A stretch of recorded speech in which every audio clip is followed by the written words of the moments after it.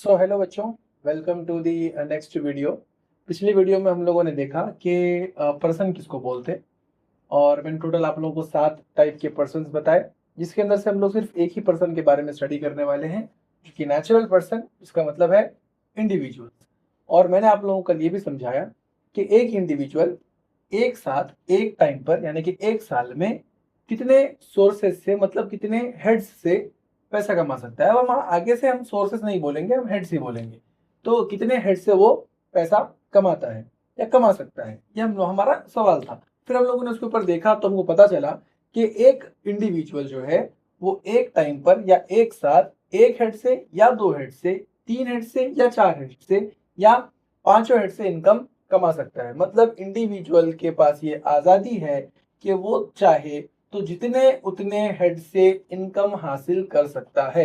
हमारा सिर्फ काम ये है, जब हम टैक्स कैलकुलेट करने बैठेंगे, हमारा काम सिर्फ ये है कि हम इंडिविजुअल से पूछें कि भाई आपने इस साल कहाँ कहाँ से पैसा कमाया, और जो भी वो बोलता है कि यहाँ यहाँ यहाँ से कमाया, हम एक एक इनकम को पहचानेंगे और उस इनकम को उसी पर्टिकुलर हेड के अंदर लेके जाएंगे और उसका कैलकुलेशन, टैक्स कैलकुलेट करने के लिए उसका हिसाब किताब, जो भी रूल लगाने हैं वो सब वहीं ले जा करके लगाएंगे।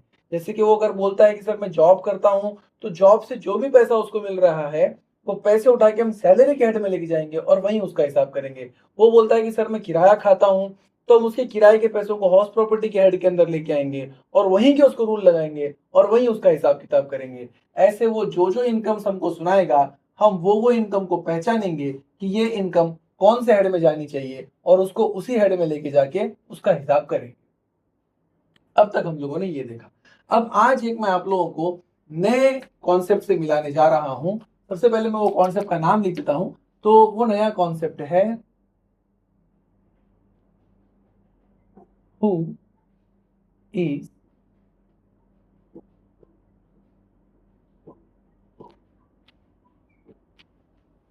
SSC. Yes, who is SSC. हो सकता है आप लोगों के लिए शब्द नया हो, बट समझ के लेते हैं कि एसएससी किसको बोलते हैं। बहुत इंपॉर्टेंट पॉइंट है, क्योंकि इसके बिना इनकम टैक्स का पत्ता भी नहीं हिल पाएगा। कि एसएससी कौन है ये समझे बिना हम इनकम टैक्स का पत्ता भी नहीं हिला पाएंगे। तो हम लोग समझ के लेते हैं आज कि हु इज एसएससी। और ये बताया गया है हमको इनकम टैक्स एक्ट के सेक्शन 2 सब सेक्शन 7 के अंदर। ओके, तो हु इज एसएससी। एसएससी कौन है या एसएससी किसको बोलते हैं। मैं थोड़ा सा लिखता हूं, इसको लिखने के बाद में जरा ज्यादा क्लैरिटी आ जाएगी। तो मैं क्या लिख रहा हूं जरा देखो। SSC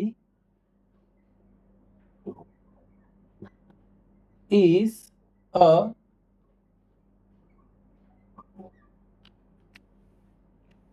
SSC is a person. भाई एसएससी किसे कहते हैं?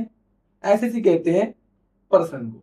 पर्सन एसएससी है, मगर कौन सा पर्सन एसएससी है? SSC is a person who is liable to pay tax under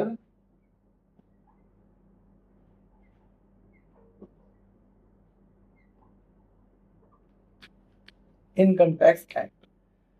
भैया एसएससी किसे कहते हैं? एसएससी कहते हैं पर्सन को। पर्सन सातों लोग, वो सातों लोगों को हम एसएससी बोलेंगे। लेकिन कब वो पर्सन प्रमोट होके एसएससी कब बनेगा? SSC is a person, person SSC है कब? जब who is liable to pay tax. ऐसे पर्सन को हम एसएससी बोलेंगे जिसके कांधों पर टैक्स भरने की जवाबदारी आ जाती है। ऐसा पर्सन जिसने इनकम कमाया और अब उसके कांधों पर एक जिम्मेदारी है, एक लायबिलिटी है, he is liable to pay tax. तो ऐसे पर्सन को हम एसएससी बुलाएंगे। समझ में आया? अब सवाल यहां पे ये उठता है कि when a person becomes liable to pay tax, किसी एक पर्सन के ऊपर टैक्स भरने की जिम्मेदारी कब आ जाती है ना? क्योंकि जब वो जिम्मेदारी आएगी तभी हम उस पर्सन को एसएससी का दर्जा देंगे। अगर उसके ऊपर जिम्मेदारी नहीं है तो पर्सन ही रहेगा, वो एसएससी नहीं बनेगा। लेकिन वो पर्सन एसएससी बनेगा कब? जब उसके कांधों पे जिम्मेदारी आएंगी, किस बात की? किस बात की? टैक्स भरने की। अगर इनकम टैक्स एक्ट के हिसाब से किसी आदमी के ऊपर, किसी पर्सन के ऊपर लायबिलिटी आ जाती है, भार आ जाता है टैक्स भरने का, वो आदमी एसएससी है। अब सवाल उठता है कि किसी पर्सन के ऊपर टैक्स भरने की लायबिलिटी कब और क्यों और कैसे आती है, ये हम लोग देखेंगे अगले वीडियो में। Okay, so till then take care, good bye.